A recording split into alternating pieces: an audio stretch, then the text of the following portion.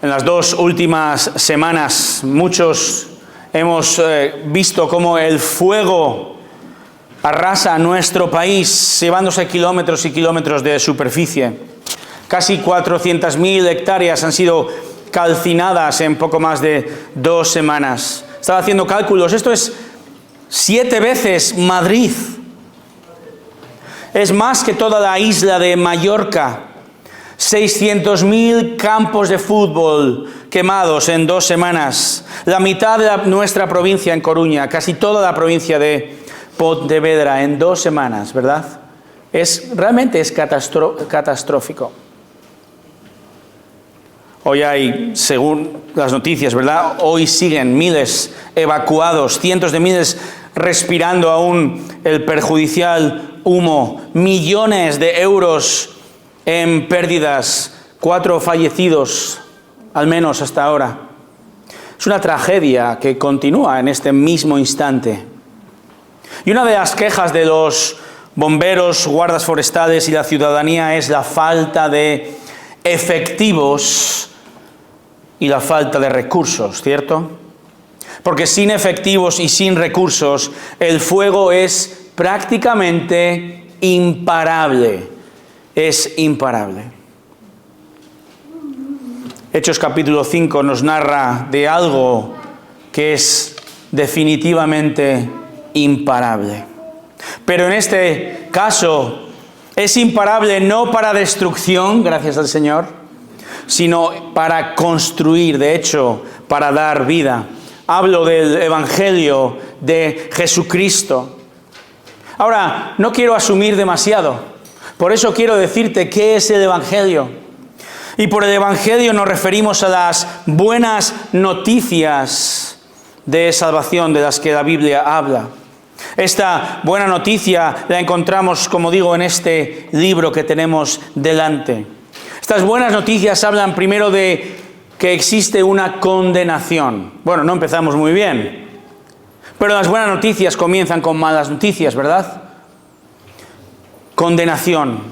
La Biblia dice que todo ser humano está sujeto a la condenación eterna en el infierno, un fuego que no se apaga. Estamos condenados en el infierno debido al pecado, a la desobediencia ante Dios. Condenación. La condenación es dada por un juez. Este juez es el Dios creador y santo. Él ha declarado al ser humano culpable de desobediencia a su ley divina, a su ley perfecta. No hay nadie que podamos obedecerle de manera perfecta. Condenación, juez. El Evangelio también habla ahora de un sustituto. Jesucristo. En su gracia sin igual, Dios mismo se humilló, se encarnó para vivir la vida perfecta que nadie jamás pudo vivir. Fue crucificado mientras cargaba, mientras expiaba, mientras cubría, mientras pagaba la culpa de su pueblo. Cristo murió en sustitución del pecador. Condenación, juez, sustituto, y ahora tenemos una esperanza. La esperanza de la vida eterna que su resurrección ha logrado. Esto de la vida eterna es mucho más que vivir para siempre, eternamente. Implica una relación personal y creciente e íntima con Dios, porque ahora podemos comprender la verdad. Y ahora podemos ser convertidos, ser transformados en nuestro pensamiento, en nuestro carácter, en nuestras acciones y ser más como Cristo. Esto es el Evangelio en 1 minuto y medio. Estas son las buenas noticias, son las mejores noticias, las únicas buenas noticias que si tú en esta mañana crees en ellas, recibirás el perdón, la vida eterna y la gloriosa oportunidad de conocer más y más y eternamente al único Dios, el Dios de la Biblia. Son buenas noticias, pero ¿qué ocurre? Estas buenas noticias no son, en general, bien recibidas. ¿Me equivoco? Así como el mundo no recibió a Cristo, el Mesías, la mayoría del mundo no recibe este mensaje. Es más, la mayoría del mundo es hostil al mensaje, porque el mundo, dejado a su naturaleza, porque el ser humano, dejado a su libre, que no es libre, albedrío, va a escoger indudablemente rechazar a Dios, porque el mundo busca, persigue, es atraído por la oscuridad y el pecado. En otras palabras, si cobráramos comisión por cada salvo, gracias a nuestra proclamación del Evangelio, pasaríamos bastante hambre. Esa es la realidad. Con todo, hermanos, el Señor nos ha dado la responsabilidad a nosotros, a su iglesia, de proclamar. Somos llamados a confiar en el mensaje del Evangelio. Somos llamados a no desanimarnos, sino a perseverar con valor. Y el texto que tenemos hoy delante es un antídoto ante la enfermedad de la falta de valor que la iglesia muestra en la tarea dada por Cristo. Este texto es un llamado a perseverar confiados en que Cristo nos ha dado una misión y somos llamados a llevarla a cabo, cueste lo que cueste, sabiendo que es Él quien hace la obra. Y esto es lo que hace de esta misión del Evangelio algo imparable. En esta mañana vamos a ver tres escenarios. Estos escenarios en Hechos 5 demuestran que el Evangelio es imparable. Y al conocer estos escenarios, en el poder del Espíritu, confío que el Señor despierte en nosotros, despierte en su iglesia el deseo de proclamar a Cristo con más valor. En el primer escenario vamos a encontrarlo en los versículos 12 al 16. 12 al 16. Vamos a ver en este primer escenario que el Evangelio es imparable a pesar de un mundo incrédulo. Imparable a pesar de un mundo incrédulo. Vayamos al texto, leamos Hechos capítulo 5, versículos 12 a 16. Por mano de los apóstoles se realizaban muchas señales y prodigios entre el pueblo. Y estaban todos unánimes en el pórtico de Salomón, pero ninguno de los demás se atrevía a juntarse con ellos. Sin embargo, el pueblo los tenía en gran estima. Y más creyentes en el Señor, multitud de hombres y de mujeres se añadían constantemente al número de ellos. A tal punto que aún sacaban los enfermos a las calles y los tendían en lechos y camillas para que al pasar Pedro, siquiera su sombra cayera sobre alguno de ellos. También la gente de las ciudades en los alrededores de Jerusalén acudía trayendo enfermos y atormentados por espíritus inmundos, y todos eran sanados. Estamos viendo este increíble libro de los Hechos. Esta es la narración, hermanos, del avance imparable de la iglesia de Cristo. Nuestro Señor dijo antes de morir, Mateo 16, 18, las puertas del Hades, las puertas del infierno no van a prevalecer contra mi iglesia, dice Jesús. Esta es otra manera de decir que ni lo más poderoso que el infierno tiene, es decir, la muerte misma, ni eso va a poder frenar el avance de la iglesia, el avance del Evangelio. Es más, es precisamente la muerte de nuestro Señor Jesucristo que ha resultado en la iglesia de Cristo. Es más, la muerte de muchos santos, de muchos mártires a lo largo de la historia ha avivado el avance de la iglesia de Cristo. Hermanos, la iglesia lleva 2000 años avanzando. La iglesia lleva 2000 años testificando de Cristo desde Jerusalén, Judea, Samaria, hasta lo último de la tierra. Y el epicentro de todo está en Jerusalén, siglo I. Y esta iglesia, la iglesia bíblica de Jerusalén, capítulo 4, versículo 29, justo cuando Pedro y Juan vuelven de ser amenazados por el Sanedrín, por el concilio de líderes judíos, la iglesia ora, 4:29, Señor, considera sus amenazas y permite que tus siervos hablen tu palabra con toda confianza. Y ahora dicen, mientras hablen tu palabra, mientras extiendes tu mano para que se hagan curaciones, señales y prodigios mediante el nombre de tu santo siervo Jesús. Y esta oración de la iglesia es contestada a partir de ahí.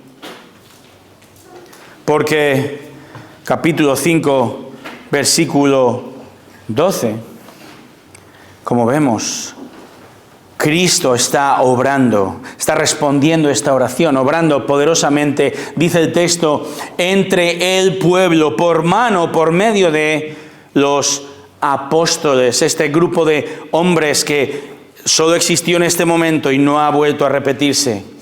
Como os he dicho varias veces, y dice nuestro hermano el doctor Carballosa, los apóstoles existen hoy, pero son falsos. Pero en este momento de la historia, los apóstoles son utilizados por Dios para corroborar la verdad por medio de estos milagros, mientras proclaman a Cristo. Ellos están apuntando a Cristo. No se apuntan a sí mismos. Ellos apuntan a Cristo y su mensaje del Evangelio. Y entonces, ¿qué ocurre? Fijémonos. Lucas comienza una especie de paréntesis que va de la segunda parte del versículo 12 hasta el 15. Y en esta sección, Lucas habla de diferentes personas aquí, o grupos. Fíjate, versículo 12 dice que estaban todos unánimes. Versículo 13 dice que ninguno de los demás se atrevía a juntarse.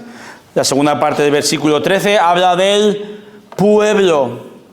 Vemos aquí tres grupos de personas, ¿verdad? Versículo 12, todos unánimes. ¿A quién se refiere? La iglesia. Fíjate en esta fotografía, bueno, es una fotografía de una reproducción. El pórtico de Salomón, unos soportales del lateral del templo. Allí es donde la iglesia se reunía, sin aire acondicionado, sin baños como tenemos nosotros aquí. Demos gracias al Señor por donde nos reunimos, ¿verdad? Pero allí la iglesia, los miles se reunían constantemente. No sé si se dividían en grupos, no sé si Pedro predicaba hoy y Juan mañana, no lo sé. Pero hay una constante, la iglesia se reúne a escuchar la palabra revelada de Dios por parte de los apóstoles. Esta es la iglesia. El versículo 13 también ahora habla de los demás, ninguno de los demás. ¿A quién se refiere? Se refiere al pueblo judío incrédulo. Dice que tienen miedo. ¿Por qué tiene el pueblo miedo? Bueno, pensemos. La iglesia está siguiendo a un hombre cuyas autoridades acaban de crucificar, ¿verdad? Estas autoridades acaban de amenazar a Pedro y Juan. Callaos la boquita. Dos miembros de esta iglesia acaban de ser disciplinados por Dios a causa de su mentira, Ananías y Zafira, porque Dios exige santidad en la iglesia. El pueblo, el incrédulo, tiene miedo. No quieren juntarse con ellos. Pero también encontramos otro grupo de personas. La segunda parte del versículo 13. El pueblo los tiene en gran estima. Esta es una parte de ese pueblo incrédulo que son, vamos a llamarlos simpatizantes. Simpatizantes. Personas con interés, con simpatía, con estima, dice el texto, por la inaugurada iglesia. Tres grupos. Ahora, de estos tres grupos, solo uno de ellos es la iglesia. Solo uno de ellos son creyentes. ¿Quiénes son? Todos, los todos del versículo 12. Todos unánimes. Esta es la iglesia. El incrédulo, si no crees, no eres parte de la iglesia. No eres, porque no eres salvo. Eso lo sabemos. Pero aún el simpatizante, aún el que muestra interés, aún quien se reúne junto a la iglesia, no es salvo tampoco, aunque se llame a sí mismo creyente y tengas mucha estima por la iglesia. Pero ¿sabes qué? La estima no salva. Hermanos, hay muchos tipos de respuestas del incrédulo ante el Evangelio de Cristo y su iglesia. El texto nos va a mostrar 3: incredulidad, indignación e indiferencia. 3 caminos al infierno, 3 muestras de rechazo. Incluso la persona con interés, el simpatizante, sigue siendo un incrédulo. Es un buen comienzo. Todos comenzamos así, ¿verdad? Y si tienes simpatía e interés, eres muy bienvenido aquí. Queremos responder a tus preguntas. Oramos por tu salvación, pero tienes que saber que sigues viviendo en incredulidad. Nadie va a poder presentarse ante Dios y decirle: oh Dios, permíteme entrar en el nuevo cielo y la nueva tierra, permíteme ir al cielo, porque yo simpaticé con los cristianos. Tuve gran interés. ¿Cuántas veces me habéis oído decir ya que uno no se convierte en cristiano por asistir a la iglesia, de la misma manera que no te conviertes en coche durmiendo en tu garaje? Hermanos, solo hay salvación por medio de confesar que Cristo es tu Salvador y tu Señor. No hay otro camino. Dicho esto, observad lo increíble del efecto del Evangelio. Versículo 14. Y más creyentes en el Señor, multitud de hombres y de mujeres se añadían constantemente al número de ellos. Lucas ha dejado de contar. Antes había miles, ¿verdad? Ha dejado de contar, más y más. El Evangelio es imparable. En medio de la incredulidad ocurre el milagro. Muchos rinden su vida a Cristo y son añadidos a la iglesia universal que se expresa, que se reúne localmente en Jerusalén. Lucas habla de que muchos sacaban a los enfermos, atormentados por espíritus, acudían, y dice el texto que todos eran sanados. Y uno puede estar tentado aquí a pensar que creyeron quizá por interés, como ocurrió, ¿verdad? En Juan lo veíamos, el interés de las multitudes por interés. Te quiero, Andrés. Eso no es verdaderamente creer. Y podemos ser tentados que esta multitud es así también, o que también quizá hacían esto por superstición. En el pensamiento griego y en el pensamiento judío de la época se pensaba que la sombra de la persona tenía un poder espiritual. El texto no dice que explícitamente que la sombra de Pedro sanaba, no está diciendo que lo hacía. Pero hermanos, aquí vemos un ejemplo de que aún en su mucha ignorancia, ciertamente, pero Lucas nos está mostrando el efecto de fe. La gente tiene fe genuina en la obra de Cristo por medio de sus apóstoles, y Él en su gracia utiliza a los apóstoles para sanar. ¿Qué aprendemos aquí? Bueno, muchas cosas, pero estaba reflexionando que estamos viviendo en un momento donde la iglesia hoy, en el siglo XXI, se preocupa mucho, demasiado en atraer al incrédulo con métodos no bíblicos. Se gastan docenas de miles, cientos, millones en estudiar el mercado, el marketing espiritual, para atraer, para que el no creyente se sienta a gusto, se sienta bien, no se sienta condenado en la iglesia y se marche. ¿Qué ha ocurrido? Que en muchas iglesias se ha dejado de hablar del pecado, que en muchas iglesias, mucho más de lo que pensamos, ya no se habla del infierno, ya no se busca la santidad, ya no hay un llamado al arrepentimiento. Y se cambia el mensaje para adaptarlo, para ser recibido, para no ser rechazado. Y hay un esfuerzo inmenso en las últimas décadas por el crecimiento. Hermanos, Internet es un peligro, es una bendición y un peligro. Se me ocurrió buscar ejemplos de locuras que iglesias hacen para atraer a la gente. Os voy a decir las más suaves que encontré, algunas de ellas. En una iglesia, un pastor se encerró en una caja diciendo: hasta que no lleguemos a 4.000 personas en la reunión, no saldré de esta caja. No me veréis hacer eso. Otros hacen cultos con música tecno.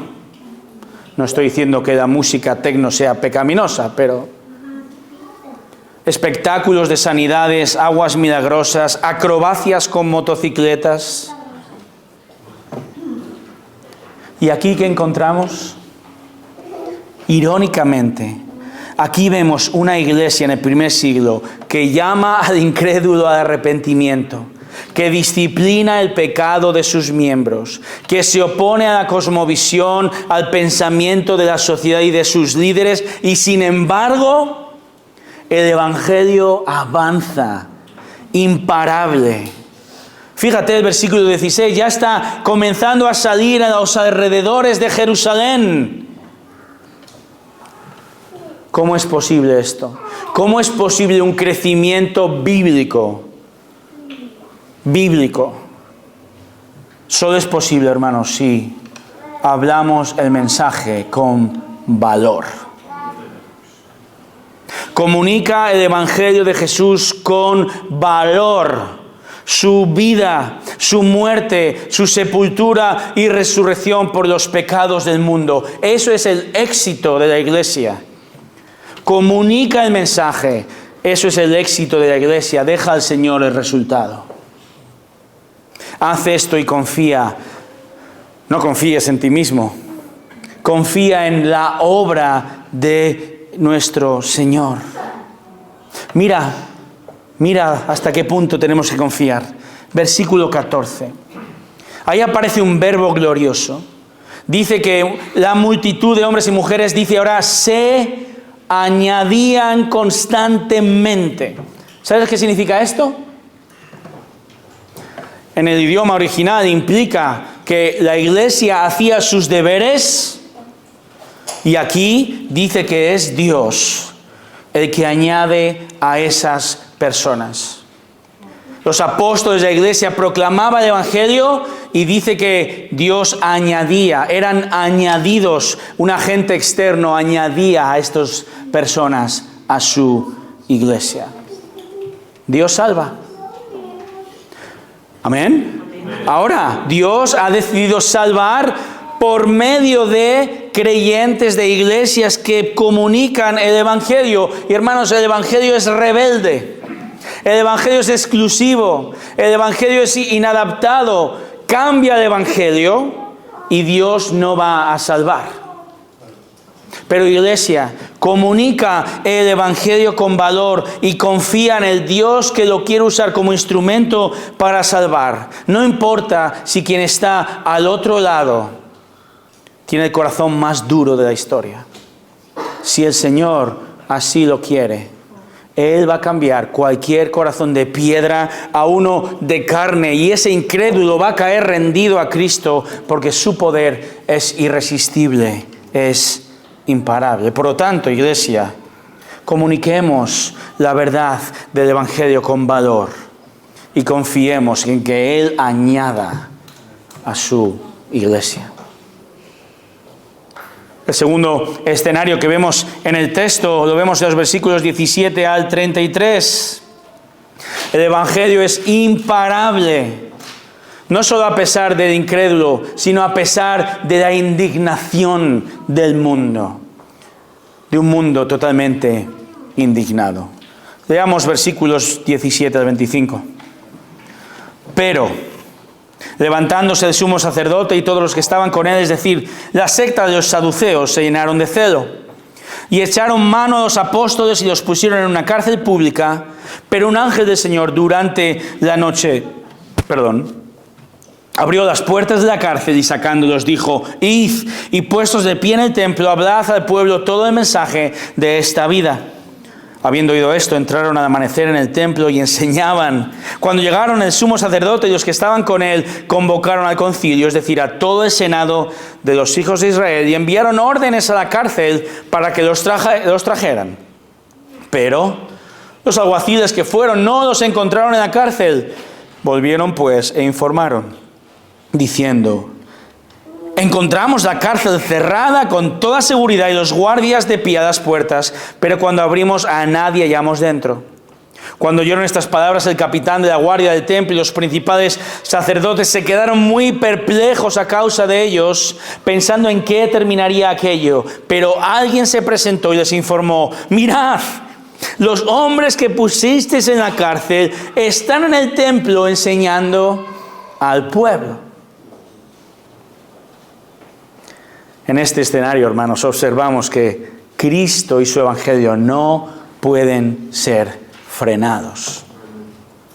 Su Evangelio va a avanzar imparable, sea quien sea que se ponga delante, aun si es el mismísimo infierno.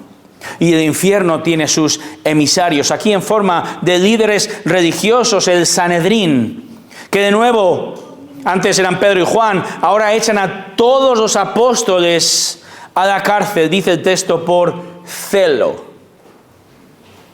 Celo. Ahora, no todo este celo es negativo. El fariseo, el saduceo, el Sanedrín tiene un buen celo, quiere mantener la paz, quiere mantener las tradiciones. ¿Está bien? Pero como dice Pablo en Romanos 10:2, ese celo no está basado en un reconocimiento de quién es Jesucristo. En otras palabras, una persona puede ser muy religiosa, puede ser muy sincera, puede ser muy fervorosa, pero sin reconocer a Cristo como Señor, esa persona es incrédula y no es salva. Y ellos no lo eran. Ellos están intentando que el mensaje del Evangelio no prospere. El celo en este contexto es negativo realmente. Están indignados, pero en medio de esta indignación, nadie puede pararlo. Lucas narra, versículo 19, un ángel los libera. Esto es de risa, hermanos. Es de risa. Los saduceos no creen en los ángeles. Y el Señor envía un ángel. ¿No quieres caldo? Aquí tienes 2 tazas. El ángel les dice: escondeos. El ángel les dice: haced cultos, pero solo en casa. El ángel les dice: cambiad un poquito el mensaje, adaptarlo para que no ofenda. No, ¿verdad? Ni siquiera el ángel les dice: mira, dejadlo que ya lo hago yo. No. Versículo 20. Hablad. Id, hablad a todo el pueblo en el templo, en público, en la plaza del Obradoiro, el mensaje de esta vida. Es decir, hablad de Jesús, quien es la vida. Os digo, hermanos, esta es una escena de comedia policíaca francesa. No sé por qué he dicho eso. Porque lo siguiente que vemos es a los apóstoles liberados por un ángel, desobedeciendo a las autoridades, la cárcel está vacía, los guardias están en su lugar totalmente ignorantes de que la cárcel está vacía, los alguaciles llegan con cara de tontos mirando la celda vacía y mientras tanto les buscan y ahí están en el templo, predicando a Cristo públicamente. ¡Qué valor! ¿Qué harías tú? ¿Qué harás cuando se te prohíba, se te frene hablar de Cristo? ¿Y cuántas veces, hermanos, ni siquiera cuando nos lo prohíben, cuántas veces nos callamos por miedo a una respuesta indignada, por miedo al hombre? Hermanos, hemos de ser sabios en cuándo, en cuánto, en cómo hablar del Evangelio. Está bien y es sabio protegerse, especialmente en países donde hay persecución. Hay que saber cuándo hablar, hay que saber cuándo callar, hay que saber cuándo quedarse, hay que saber cuándo huir. Pero si no os caracterizamos por temor, por avergonzarnos del Evangelio, Iglesia, estamos viviendo constantemente en pecado, constantemente, y hemos de arrepentirnos aquí mismo. Probablemente un ángel no nos va a liberar de la prisión, pero confiamos igualmente, confiamos así en el Señor. Tenemos este valor. Versículo 26. Entonces el capitán fue con los alguaciles y los trajo sin violencia, porque temían al pueblo, no fuera que los apedrearan. Cuando los trajeron, los pusieron ante el concilio y el sumo sacerdote los interrogó, diciendo: os dimos órdenes estrictas de no continuar enseñando en este nombre. Y aquí habéis llenado a Jerusalén con vuestras enseñanzas y queréis traer sobre nosotros la sangre de este hombre. Mas respondiendo Pedro y los apóstoles dijeron: debemos obedecer a Dios antes que a los hombres. El Dios de nuestros padres resucitó a Jesús, a quien vosotros habíais matado colgándolo en una cruz. A este Dios exaltó a su diestra como príncipe y salvador para dar arrepentimiento a Israel y perdón de pecados. Y nosotros somos testigos de estas cosas, y también el Espíritu Santo, el cual Dios ha dado a los que le obedecen. Cuando ellos oyeron esto, se sintieron profundamente ofendidos y querían matarlos. Lucas sigue tirando de ironía. Os dimos órdenes de no hablar de este hombre, dicen. En la indignación de los líderes religiosos, en el rechazo, ni siquiera se dignan a mencionar el nombre de Jesús. Y de nuevo, los apóstoles con Pedro a la cabeza, versículo 29. Permitidme parafrasearlo. Que no queréis que mencionemos, ¿no queréis que mencionemos el nombre de Jesús? Jesús. Pues nosotros debemos obedecer a Dios antes que a vosotros. Los creyentes somos llamados a someternos, a honrar a nuestras autoridades, pero cuando la autoridad en minúscula nos pide desobedecer a la autoridad en mayúscula, la cosa está clara. Obedecemos al Señor. Y estos 12 no solo mencionan a Jesús, sino que estos héroes espirituales confrontan, acusan la indignación del Sanedrín respondiendo con la verdad. Ellos mataron a Jesús en la cruz, pero versículo 31, Yahvé, el Señor, Dios, el Dios en que vosotros creéis, Él lo ha exaltado como príncipe y salvador. Hermanos, qué tremendo ejemplo de unos creyentes, de una iglesia que sabe bien leer la situación. Este es un contexto muy delicado.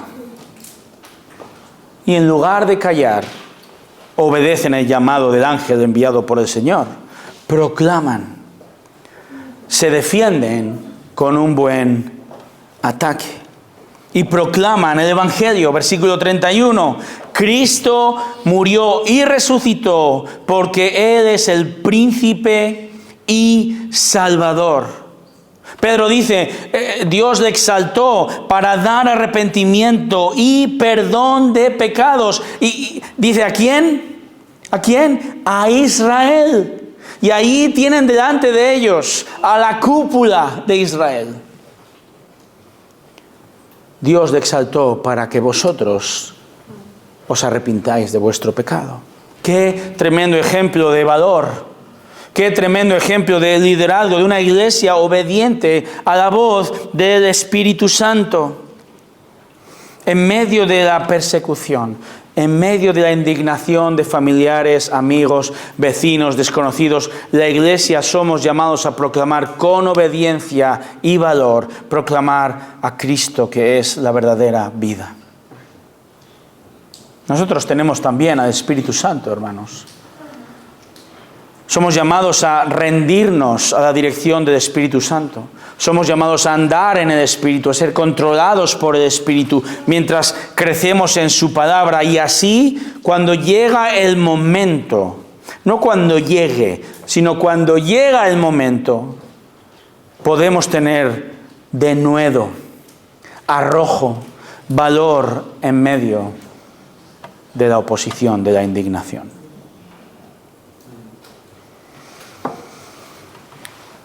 En 2 capítulos Esteban va a ser apedreado. Mientras proclama a Cristo ante los líderes religiosos, 7:54 dice que estaban ofendidos. Unos capítulos después va a llegar Jacobo. Es en el poder y la obra del Espíritu que ha llevado a estos hombres y a miles y miles de mártires a estar dispuestos a pagar el alto precio, el mayor, su propia vida, por Cristo. Miles de ejemplos y la mayoría no los conocemos. Pero me acordaba de Policarpo, siglo II, discípulo de Juan. Policarpo se negó a maldecir a Cristo diciendo: 86 años le he servido y nunca me ha hecho mal. ¿Cómo podría blasfemar contra mi rey que me salvó? Dijo esto antes de ser martirizado en la hoguera. Hermanos, esto no es cosa del pasado. Leía estos días un artículo titulado "Mártires sin titulares". El autor de este artículo condena a los miles de cristianos que han sido asesinados en Nigeria y no salen en las portadas de los periódicos. Hay quien habla de 30 creyentes muertos al día. Hermanos, la iglesia ha sufrido, sufre y seguirá sufriendo la absoluta indignación del mundo. Y la pregunta es, ¿frenará y ha frenado esto el avance del Evangelio? No. La iglesia de Cristo continúa imparable y llamada a tener valor hoy. ¿Por qué? ¿Por qué puedes tener valor? Porque podemos confiar que Cristo lo ha prometido. De nuevo, las puertas del Hades, ni la misma muerte prevalecerá. ¿Por qué? Porque Cristo ha orado, Juan 17, al Padre: no ruego solo por estos discípulos que tenía ahí, estos 12 o 11 en ese momento, sino por los que han de creer en mí por la palabra de ellos. Jesús oró por protección mientras su evangelio iba a avanzar. ¿Y qué podrán hacernos, hermanos? ¿Qué es lo peor que nos puede pasar? Hay respuesta a esta pregunta, ¿verdad? El Señor dice en Mateo 10:18: no temáis a los que matan el cuerpo, pero no pueden matar el alma. Uno de estos, un padre de la iglesia, Jerónimo, acuñó esta famosa frase: la iglesia de Cristo ha sido fundada sobre su propia sangre. Las persecuciones la han hecho crecer, los martirios la han coronado. Y hermanos, aunque el cristianismo es de facto, objetivamente, la religión más perseguida del mundo, hoy confiamos en el Señor. ¿Cómo confiaron ellos? No sé si te has pensado en esto, en estos minutos, pero nos encontramos aquí en un momento crucial de la historia de la iglesia. Tenemos a todos los líderes de la iglesia unidos, todos juntos en prisión. Los poderosos quieren matarlos, versículo 34. Humanamente hablando, el devenir de la iglesia está en manos del Sanedrín. Ellos podrían haber acabado con esta revuelta, humanamente hablando, claro. Pero no ocurrió. Porque Cristo ha prometido que su reino se establecerá, que su mensaje se va a extender, que Él va a conceder a muchos el arrepentimiento que conduce al perdón de pecados por medio de su iglesia. Y esto, hermanos, de nuevo, clama por nuestra responsabilidad. Porque Dios se vale del instrumento del Evangelio proclamado con valentía por cada uno de nosotros, su iglesia, para hacer avanzar imparablemente su reino ante el mundo incrédulo e indignado. Y nada ni nadie, ni el Hades, frenará el avance del Evangelio, aunque cueste la vida de muchos. ¿Tenemos esta convicción? Si no es así, hermanos,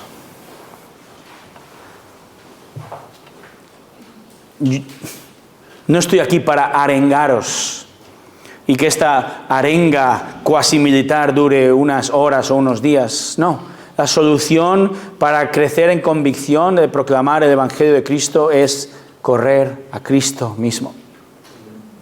Es conocerle más.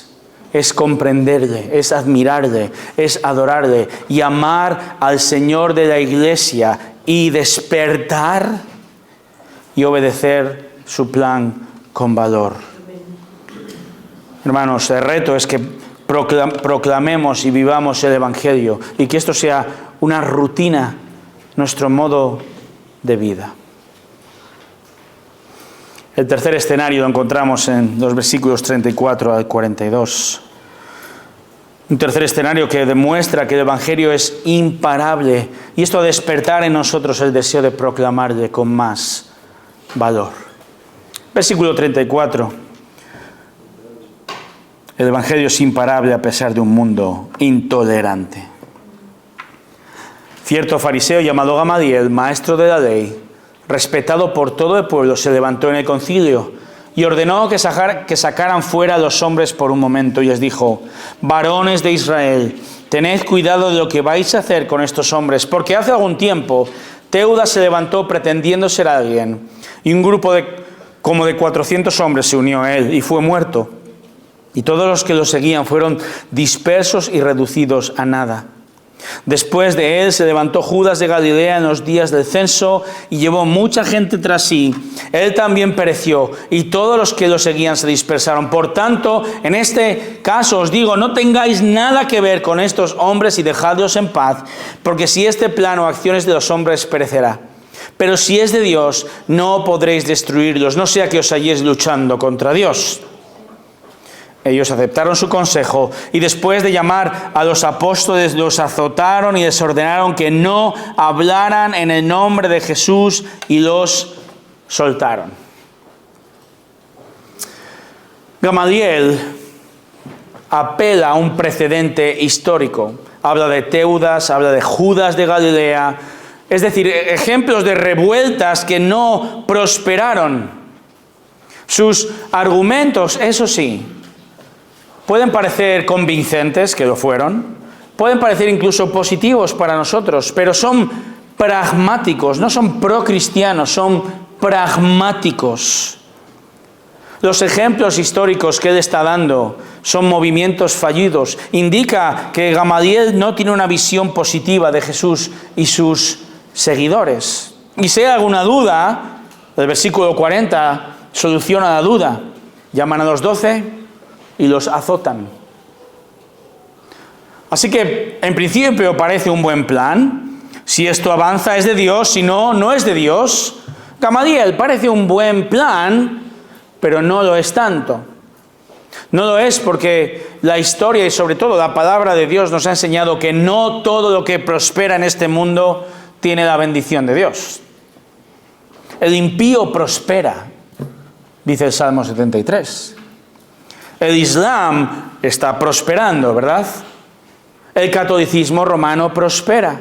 Las sectas prosperan. El secularismo, vaya que sí, prospera. Y todo esto son cosmovisiones contrarias al Dios único y verdadero. Gamaliel parece un buen plan, diríamos, pero él no está buscando favorecer a los cristianos. Se está buscando favorecerse a ellos mismos. Quieren evitar la confrontación con el pueblo. quiere que todo se disipe, como ya ha ocurrido en estos otros ejemplos. Gamaliel está argumentando con aparentes evidencias, pero Gamaliel muestra su intolerancia ante la verdad de Cristo, rechazando la mayor de las evidencias. Gamaliel rechaza a Cristo. Gamaliel está rechazando la vida, la crucifixión y la objetiva resurrección profetizada en las Escrituras. Escrituras que él clamaba conocer porque él dice, el texto, era un maestro respetado de la ley. Hermanos, la intolerancia contra el Evangelio de Cristo tiene muchas caras, como vemos.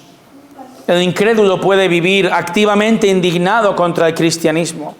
Puede ser proactivo en contra del cristianismo, un verdadero activista, el Greta Thunberg en pro de la libertad, que no es tal, sino una marioneta, un esclavo del pecado.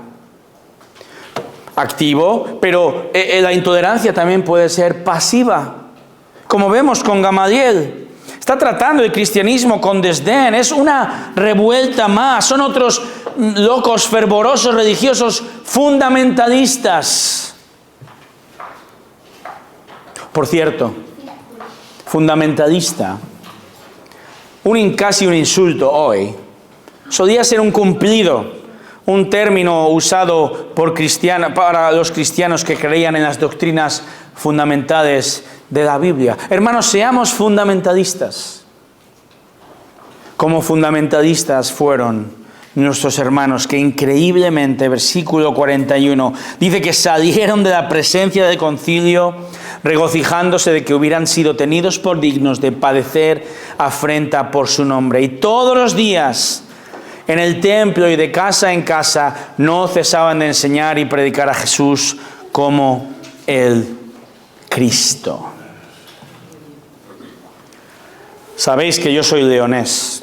Y ya os he dicho, y lo sabéis, que los leoneses nos llaman cazurros. Cazurros. Por muchas razones. Una de ellas es que somos testarudos, somos tercos, somos cabezotas. No estoy de acuerdo con esto. Pero hermanos, los cazurros no les llegamos a la suela del zapato a estos 12 cazurros espirituales. Dice el texto que están regocijándose. Son dignos de sufrir por el nombre de Cristo y además sin cesar día tras día. Desobedecen enseñando y predicando a Jesús como el Cristo, el Mesías, el único Salvador. Increíble. Qué buena terquedad. Confieso, hermanos, estudiaba este texto y confieso mi pesar. Me avergüenzo de mi falta de buen celo por Cristo y su Evangelio, mi falta de valor, obediencia a su llamado de proclamar el Evangelio de salvación, de cómo a menudo me dejo de llevar por las emociones, por temores, por buenas intenciones, pero que no tienen fruto final. Y he de despertar, yo he de despertar. Pero también sé, y creo que no me equivoco, al exhortarte a ti a despertar, a estar alerta, a tener mayor celo por proclamarle, y que juntos, hermanos, nos subamos unánimes al tren de un evangelio imparable. Comenzábamos con fuego, y hablando de fuego, esta semana hemos estado leyendo en casa la biografía del que ha sido llamado el padre de las misiones modernas, William Guillermo Carey. Este joven inglés, nacido en 1761, desde muy jovencito mostró un increíble celo por proclamar a Cristo. Él quería ser misionero desde temprana edad, aun cuando nadie en aquella época quería hacerlo. De hecho, un pastor le llegó a decir: joven, siéntese. Cuando a Dios le plazca convertir a los paganos, Él lo hará sin su ayuda o la mía. Otro pastor le dijo, no necesitamos misioneros. Y contra todo pronóstico, Guillermo Carey fundó la Sociedad Misionera Bautista y años después llegó por fin a la India. No fue recibido con brazos abiertos, ¿verdad?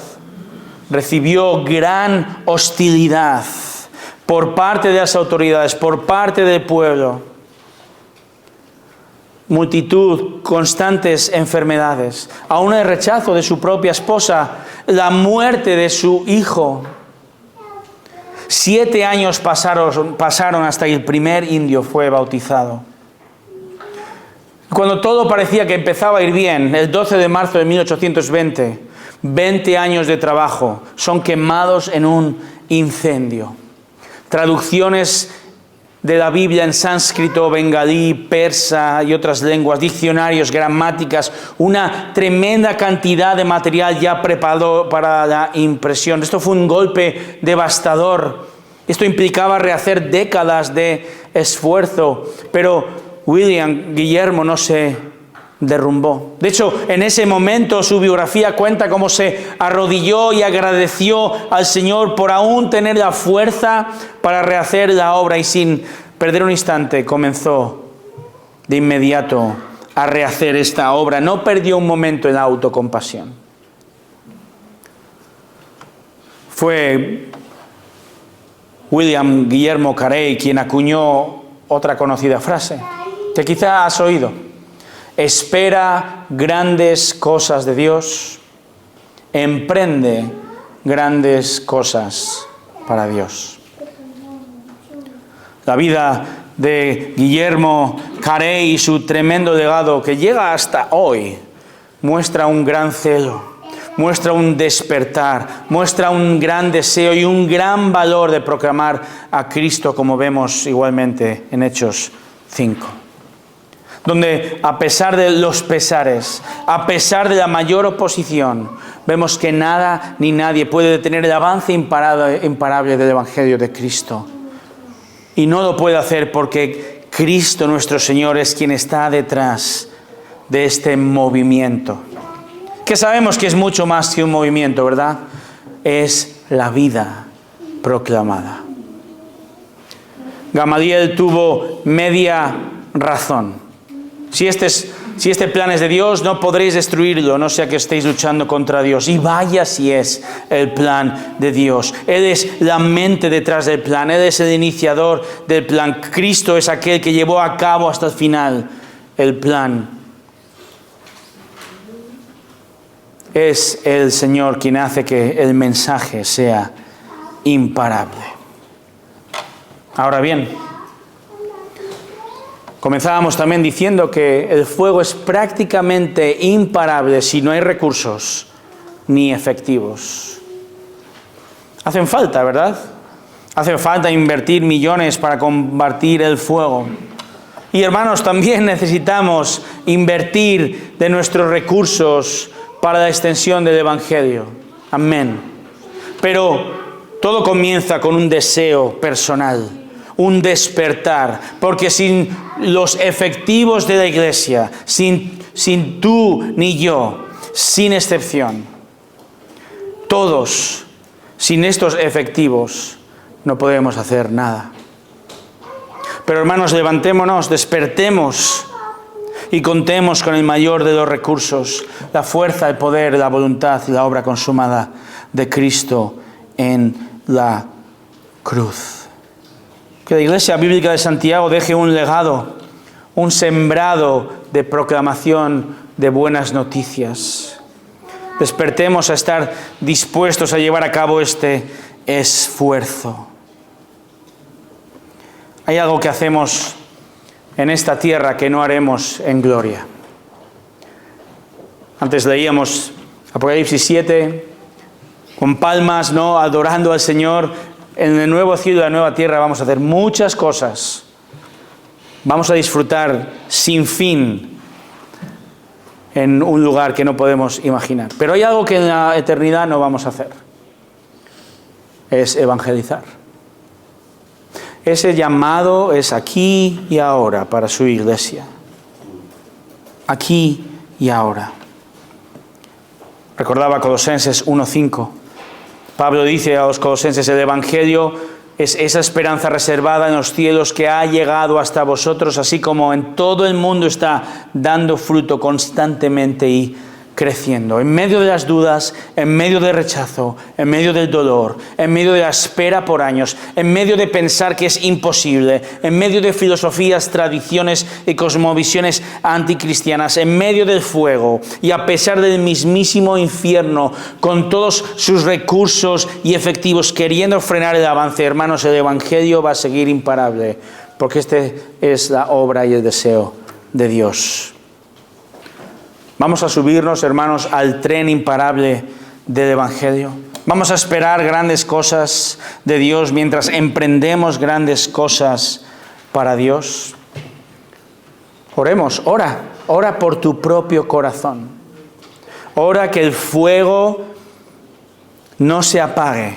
El deseo de proclamar a Cristo a pesar del mundo que lo rechaza. No se encienda quizá primero y no se apague. Que seamos fieles, efectivos, que usen los recursos que Él nos ha dado para proclamar con valor el fuego de la vida eterna, el mensaje imparable de Cristo.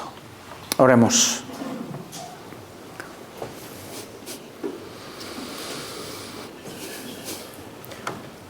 Padre, queremos afirmar, como dice aquel himno: firmes y adelante, huestes de la fe, sin temor alguno. Los tronos y las coronas pueden perecer, pero la iglesia de Jesús constante ha de ser. Nada en contra suya prevalecerá, porque la promesa nunca faltará. Oh Señor, que tu iglesia tenga la punta afilada, que estemos dispuestos a aún sufrir, como hemos visto, la indignación, la ira, la incredulidad, la indiferencia, el rechazo de la sociedad, pero que estemos dispuestos a proclamar con valor el único mensaje que salva. Te pedimos en el nombre de Jesús. Amén.